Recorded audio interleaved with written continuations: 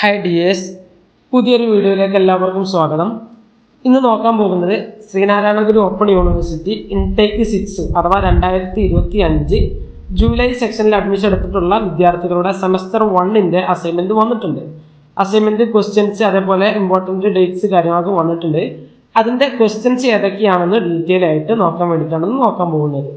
വിദ്യാർത്ഥികളോട് നമ്മൾ വിളിച്ച് ചോദിക്കുന്നുണ്ട്, സാറേ ക്വസ്റ്റ്യൻസ് യൂണിവേഴ്സിറ്റിയിൽ നിന്ന് വ്യത്യസ്ത LSCയിൽ നിന്ന് കിട്ടിയതൊക്കെ കണ്ടു, അവർ LSC കോർഡിനേറ്റേഴ്സ് ഗ്രൂപ്പിൽ ഇട്ടത് കാണുന്നുണ്ട്. പക്ഷേ ഞങ്ങളുടെ പ്രൊഫൈലിൽ ലോഗിൻ ചെയ്യുന്ന സമയത്ത് അവിടെ ക്വസ്റ്റ്യൻസ് എന്നുള്ളത് കിട്ടുന്നില്ല, ക്വസ്റ്റ്യൻസ് ഓപ്പൺ ആവുന്നില്ല എന്നുള്ളതാണ് പരാതി പല സ്റ്റുഡൻസ് നമ്മളോട് പറയുന്നുണ്ട്.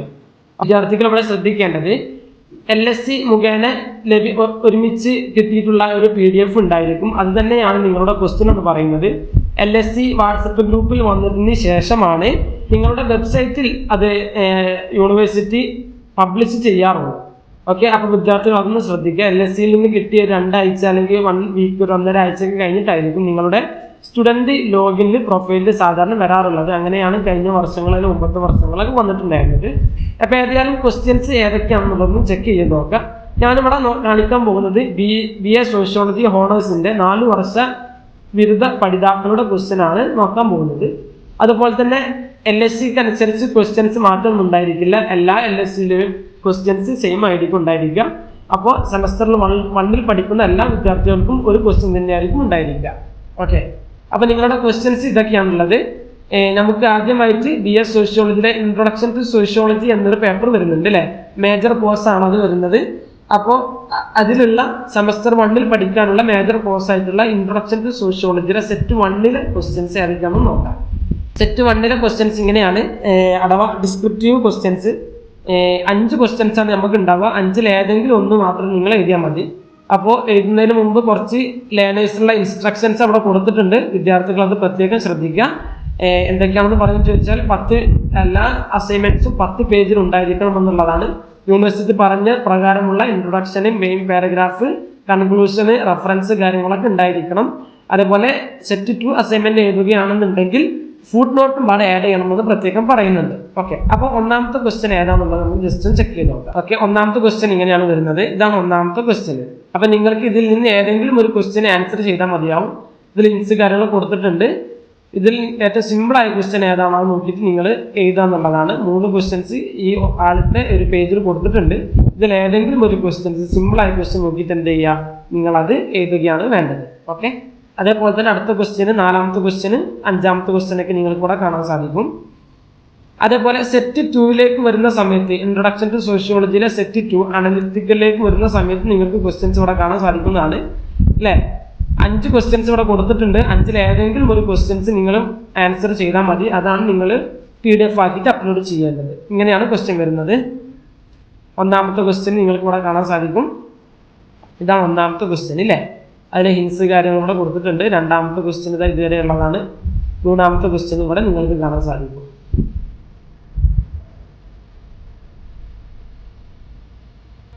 ഓക്കെ, 4ാമത്തെ ക്വസ്റ്റ്യന്, ഇത് 3ാമത്തെ ക്വസ്റ്റ്യൻ്റെ ബാക്കിയായിട്ട് ഇവിടെ ഉണ്ട്. ജസ്റ്റ് അതുപോലെ നിങ്ങൾ ആ ഹിൻസ് കാര്യങ്ങൾ ചെക്ക് ചെയ്യുക.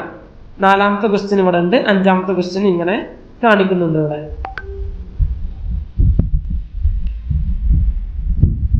ഓക്കെ, ഇനി അവർക്ക് പഠിക്കാനുള്ള ഒരു മേജർ ഡിസിപ്ലിൻ കോഴ്സ് ആയിട്ടുള്ള social formation in world history എന്നുള്ളൊരു പേപ്പർ അവർക്ക് പഠിക്കാനുണ്ട് അല്ലേ. സെമസ്റ്റർ 1 സ്റ്റുഡൻസിന് നമുക്ക് പഠിക്കാനുണ്ട്. അപ്പോൾ അതിനുള്ള ക്വസ്റ്റ്യൻസ് ഏതൊക്കെയാണെന്നുള്ളത് നോക്കാം. സെറ്റ് 1 ക്വസ്റ്റ്യൻസ് ഈ കാണുന്ന 4 ക്വസ്റ്റ്യൻസ് ആണ്. ഒന്നാമത്തെ ക്വസ്റ്റ്യൻ ഇതാണ്. 2ാമത്തെ ക്വസ്റ്റ്യൻ ഇവിടെ കാണുന്നുണ്ടാവും നിങ്ങൾക്ക്. അതിൻ്റെ കുറച്ച് ഇൻസ്ട്രക്ഷൻസ് പറയുന്നുണ്ട്. 3ാമത്തെ ക്വസ്റ്റ്യൻ അതേപോലെ പറയുന്നുണ്ട്. 4ാമത്തെ ക്വസ്റ്റ്യൻ പറയുന്നുണ്ട്. 5ാമത്തെ ക്വസ്റ്റ്യൻ നിങ്ങൾക്ക് കാണാൻ സാധിക്കും. സെറ്റ് 2 വരുന്ന സമയത്തും യൂണിവേഴ്സിറ്റി തന്നിട്ടുള്ള ക്വസ്റ്റ്യൻസ് നിങ്ങൾക്ക് അതനുസരിച്ച് കാണാൻ സാധിക്കും. Social formation in world history അല്ലേ. ഓക്കെ, 2ാമത്തെ സെറ്റ് 2 ക്വസ്റ്റ്യൻസ് ഇങ്ങനെയാണ്. ഒന്നാമത്തെ ക്വസ്റ്റ്യന്, ദെൻ 2ാമത്തെ ക്വസ്റ്റ്യൻ നിങ്ങൾക്ക് ഇവിടെ കാണാൻ സാധിക്കും. ഇതിൽ നിന്ന് ഏതെങ്കിലും ഇഷ്ടമുള്ള, നിങ്ങൾക്ക് സിമ്പിളായിട്ട് ഏത് ക്വസ്റ്റ്യൻ ആണോ തോന്നുന്നത് അതാണ് നിങ്ങൾ പ്രിപ്പയർ ചെയ്തിട്ട് അസൈൻമെന്റ് തയ്യാറാക്കേണ്ടത്. 3ാമത്തെ ക്വസ്റ്റ്യന്, 4ാമത്തെ ക്വസ്റ്റ്യൻസ്, 5ാമത്തെ ക്വസ്റ്റ്യൻ നിങ്ങൾക്ക് ഇങ്ങനെ കാണാൻ സാധിക്കുന്നതാണ്. അതേപോലെ ഹിസ്റ്റോറിക്കൽ ടൂറിസം എടുത്തവർക്ക് അല്ലേ, അതിൻ്റെ ക്വസ്റ്റ്യൻസ് നിങ്ങൾക്ക് കാണാൻ സാധിക്കും. വേറൊരു പേപ്പറാണ് ഹിസ്റ്റോറിക്കൽ ടൂറിസം എന്നുള്ളത്. ആ ഒരു ക്വസ്റ്റ്യൻസ് നിങ്ങൾ സെറ്റ് 1 നോക്കുക. സെറ്റ് 1 ക്വസ്റ്റ്യൻസ് ഇങ്ങനെയാണ് വരുന്നത്. സെറ്റ് 2 രണ്ടാമത്തെ ക്വസ്റ്റ്യൻ ഇങ്ങനെയാണ്. സെറ്റ് 1 രണ്ടാമത്തെ ക്വസ്റ്റ്യന്, മൂന്നാമത്തെ ക്വസ്റ്റ്യന്, നാലാമത്തെ ക്വസ്റ്റ്യൻ, അഞ്ചാമത്തെ ക്വസ്റ്റ്യൻ. ഓക്കെ. അതേപോലെ സെറ്റ് 2 അനലിറ്റിക്കൽ ഒന്നാമത്തെ ക്വസ്റ്റ്യൻസ് വരുന്നത് ഇതാണ്. ഒന്നാമത്തെ ക്വസ്റ്റ്യന്, ദെൻ രണ്ടാമത്തെ ക്വസ്റ്റ്യൻ നിങ്ങൾക്ക് ഇവിടെ കാണാൻ സാധിക്കും. മൂന്നാമത്തെ ക്വസ്റ്റ്യൻസും നിങ്ങൾക്ക് ഇവിടെ കാണാൻ സാധിക്കും. നാലാമത്തെ ക്വസ്റ്റ്യനും അഞ്ചാമത്തെ ക്വസ്റ്റ്യൻ നിങ്ങൾക്ക് ഇവിടെ കാണാൻ സാധിക്കും. അപ്പോൾ സിമ്പിളായ ക്വസ്റ്റ്യൻ ഏതാണോ അത് നോക്കിയിട്ടാണ് നിങ്ങൾ അസൈൻമെന്റ് എഴുതേണ്ടത്. പ്രത്യേകം ശ്രദ്ധിക്കുക. ജനുവരി 18 ലാസ്റ്റ് ഡേറ്റ് എന്ന് പറയുന്നത്. അവസാനത്തേക്ക് നിങ്ങൾ ഒരിക്കലും കാത്തു നിൽക്കരുത്. പെട്ടെന്ന് തന്നെ അസൈൻമെന്റ് എന്ത് ചെയ്യുക, നിങ്ങൾ കംപ്ലീറ്റ് ആക്കി എഴുതാൻ ശ്രമിക്കുക കേട്ടോ. അടുത്ത ഒരു പേപ്പറാണ് നിങ്ങൾ നിർബന്ധമായിട്ട് നിങ്ങൾ എഴുതേണ്ട ഒരു കോഴ്സാണിത്. ഇംഗ്ലീഷ് ഫോർ കമ്മ്യൂണിക്കേഷൻ എന്ന് പറയുന്നത്. അപ്പോൾ അത് നിങ്ങൾക്ക് കോമൺ ആയിട്ട് വരുന്ന 4 വർഷ ഡിഗ്രി പഠിതാക്കൾക്ക് എല്ലാവർക്കും BA ഇംഗ്ലീഷ്, സോഷ്യോളജി, സൈക്കോളജി ഒക്കെ എടുത്തിട്ടുള്ള 4 വർഷ പഠിതാക്കൾക്ക് BCom, BBA പോലത്തെ കോഴ്സുകളൊക്കെ എടുത്തിട്ടുള്ള സ്റ്റുഡൻസിന് കോമൺ ആയിട്ട് വരുന്നൊരു പേപ്പറാണിത്, ഇംഗ്ലീഷ് ഫോർ കമ്മ്യൂണിക്കേഷൻ. അപ്പോൾ ഇതിലും പറയുന്നുണ്ട് നമ്മുടെ പാഠവുമായി ബന്ധപ്പെട്ടിട്ടുള്ള ക്വസ്റ്റ്യൻസ് തന്നെ അവിടെ കൊടുത്തിട്ടുണ്ട് അല്ലേ. അപ്പോൾ അത് ജസ്റ്റ് എന്ത് ചെയ്യാൻ നിങ്ങൾ നോക്കുക. 5 ക്വസ്റ്റ്യൻസ് നിങ്ങൾക്ക് ഇവിടെ കാണാൻ സാധിക്കും. സിമ്പിൾ ആയിട്ടുള്ള ക്വസ്റ്റ്യൻസ് ആണ്. ഏതാണ് നിങ്ങൾക്ക് സിമ്പിൾ ആയിട്ട് തോന്നുന്നത് അത് നോക്കിയിട്ട് നിങ്ങൾ അസൈൻമെന്റ് ചെയ്യുക. സെറ്റ് 2 വരുന്ന സമയത്ത് 5 ക്വസ്റ്റ്യൻസ് എന്ത് ചെയ്തിട്ടുണ്ട് ഇവിടെ കൊടുത്തിട്ടുണ്ട്. ഇൻസ്ട്രക്ഷൻസ് കാര്യങ്ങൾ നിങ്ങൾക്ക് കാണാൻ സാധിക്കും അല്ലേ. ക്വസ്റ്റ്യൻസ് നിങ്ങൾക്ക് ഇവിടെ കാണാൻ സാധിക്കുന്നതാണ്.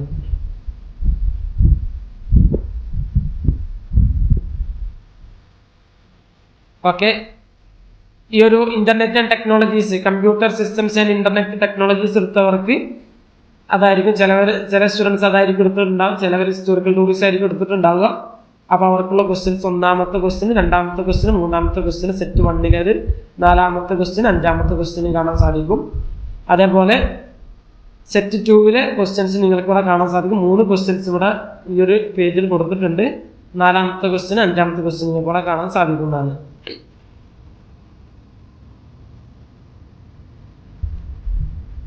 അതേപോലെ ലീഗൽ ലിറ്ററസി എടുത്ത സ്റ്റുഡൻസ് ഉണ്ടായിരിക്കും. അവർക്കുള്ള ക്വസ്റ്റ്യൻ സെറ്റ് 1 ഇങ്ങനെയാണ് വരുന്നത്. അപൂർവം കുട്ടികൾ മാത്രമായിരിക്കും ഈ ഒരു സെലക്ട് ചെയ്തിട്ടുണ്ടായിരിക്കുക. അവർക്കുള്ള ക്വസ്റ്റ്യൻ ഇവിടെ 5 ക്വസ്റ്റ്യൻസ് ഇവിടെ കൊടുത്തിട്ടുണ്ട്.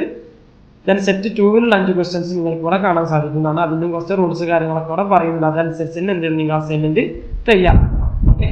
അപ്പോൾ വീണ്ടും ഒരിക്കൽ കൂടി ഓർമ്മപ്പെടുത്തുന്നു, അവസാനത്തേക്ക് ഒരിക്കലും നമ്മുടെ അസൈൻമെന്റ് എഴുതാൻ വേണ്ടിയിട്ട് നമ്മൾ ബന്ധിപ്പിക്കരുത്. നമ്മുടെ മാക്സിമം സമയം കണ്ടെത്തിയിട്ട് എവറി ഡേ നിങ്ങൾ എന്ത് ചെയ്യുക, അസൈൻമെന്റിന് വേണ്ടി തയ്യാറാവുക. നല്ല അസൈൻമെന്റ് തയ്യാറാക്കുന്നതോട് കൂടിയിട്ട് തന്നെ നമുക്ക് എന്ത് ചെയ്യാൻ പറ്റും, അസൈൻമെന്റ് അത് മനസ്സിലാക്കാനും പരീക്ഷയ്ക്ക് ഈ ഒരു പ്രത്യേകം ശ്രദ്ധിക്കുക. ഈ ഒരു ഭാഗം എന്ന് പറയുന്നത് പരീക്ഷയ്ക്ക് വളരെ ഇമ്പോർട്ടൻ്റ് ആയ ഭാഗം മാത്രമാണ്.